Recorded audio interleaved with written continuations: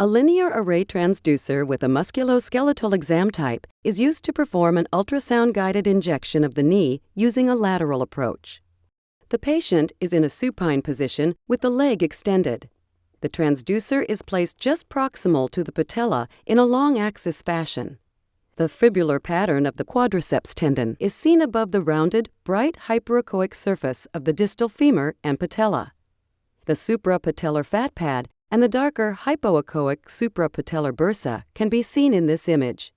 The transducer is rotated 90 degrees clockwise for a short axis view of the bursa, which lies below the patellar tendon and above the bony cortex. The transducer is adjusted so it is centered over the suprapatellar bursa. The needle is inserted in the skin just proximal to the transducer, opposite the orientation marker.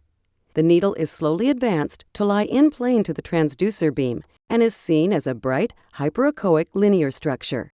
The needle is slowly advanced under direct ultrasound visualization until the tip is seen to lie within the bursa, where the injection or aspiration can be done.